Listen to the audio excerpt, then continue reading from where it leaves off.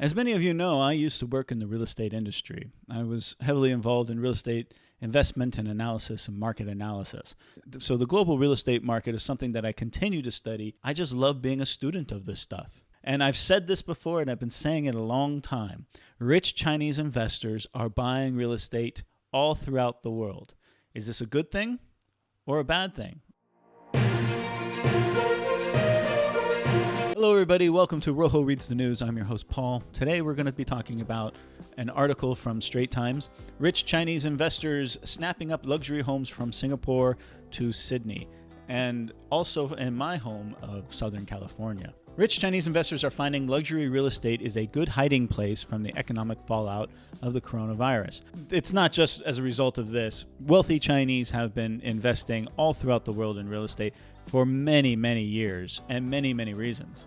It's not just to hedge their bets against, COVID-19.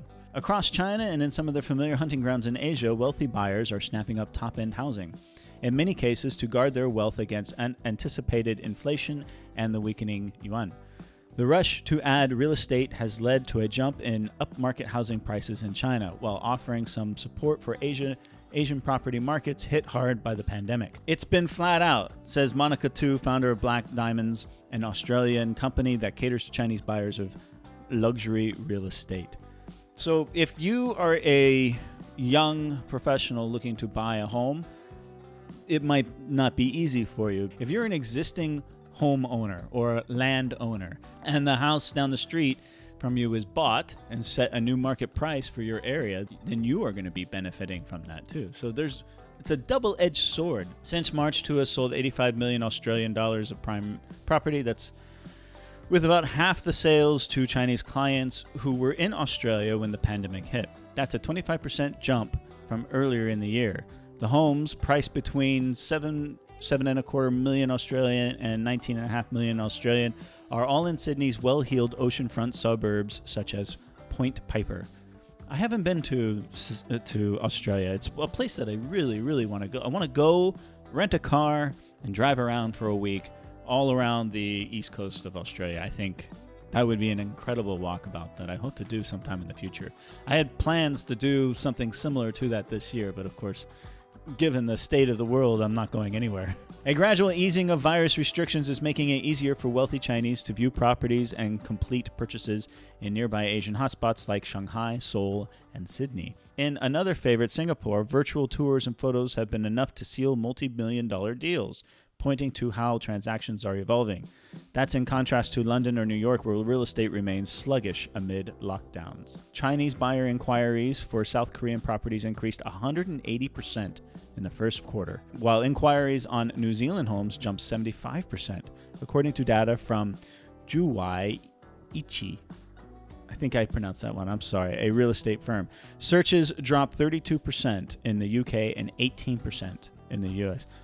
That's actually, I expected a larger drop than that in the US. So only 18%. I think it's a lot more than that.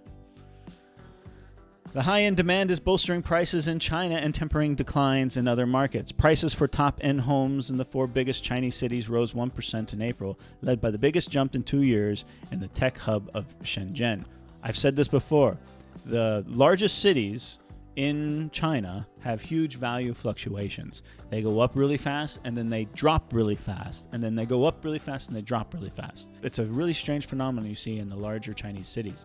In most Chinese cities, you'll see a little bit flatter of a curve. Even in Singapore, where a partial lockdown remains in place, activity is picking up via online platforms. 3 Chinese clients bought 6 apartments worth a combined $20 million at Marina One residences this month without any virtual tours. So they're parking money. That's basically what it is. One investor spent about $12 million on 3 separate 3-bedroom units in the same development, a 5-minute walk to the iconic Marina Bay Sands Hotel and Casino. Some buyers may want to divert their funds to other countries as the yuan may be devalued further to combat the weakening of their economy, said Christian Sun, the head of research and consulting of Orange Tea and Thai in Singapore. Very interesting. It's also becoming much more difficult for Chinese to get their money out of China. Now, there are ways to do it, but those ways have been tightening a lot more. Hong Kong used to be the favored destination due to its proximity to mainland China and fewer market restrictions, but the pro-democracy protests have prompted many rich Chinese to turn to Singapore as an alternative, undeterred by the higher taxes. Hong Kong luxury home prices dropped 4.5% in the first quarter, double the decline in Singapore. I've been saying this too. All the stuff going on in Hong Kong, I'm not going to talk about that. There's no need. Everyone knows what's going on there. But what that is doing is moving a lot of attention away from Hong Kong and towards Singapore. The potential Chinese buyers who stayed in Malaysia when countries started to close their borders began viewing properties after Malaysia eased restrictions. It's cheaper than Singapore. I don't think the pandemic would deter the Chinese from coming back. Malaysia appeals to them because there's substantial local Chinese population here, making it easier for them to integrate. And our luxury properties are still cheaper than the likes of Singapore. That's true. Malaysia, we've been saying Malaysia, and probably Vietnam are the two countries in Southeast Asia that have the biggest growth potential in real estate, I think. That's my personal opinion. Affluent Chinese buyers are also starting to shop at home, where lockdowns began gradually lifting 2 months ago. In Shenzhen, developers sold a record number of luxury residences last month, according to Lands Realtor, which tracks high-end sales. Bay House, a project in a free trade zone of Qianhai, sold its 135 units for at least $3 million each. Wow. Demand flared up so quickly that an initial promotion with a free opt-out clause was dropped.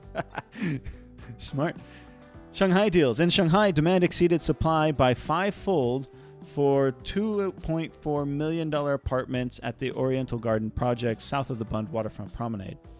Green Residence is an upscale expat community sold out within a day, even though buyers were only allowed to view mock-up houses online. Wow. These buyers are adding heaven assets through real estate as the economy slows and inflation rises. They either think that property is the best hedge against inflation in China or assume that authorities will eventually loosen property curbs to prop up the economy. It's a very good point of view, and I think both are correct. I think real estate investment is a great hedge for inflation in most markets. Most institutions are aware of this, and that's why they're parking money here. But the average Joe Schmo might not have the investment savvy to understand this and then move their money around based on this type of analysis. And these are world-class cities that we're talking about. They're growing cities.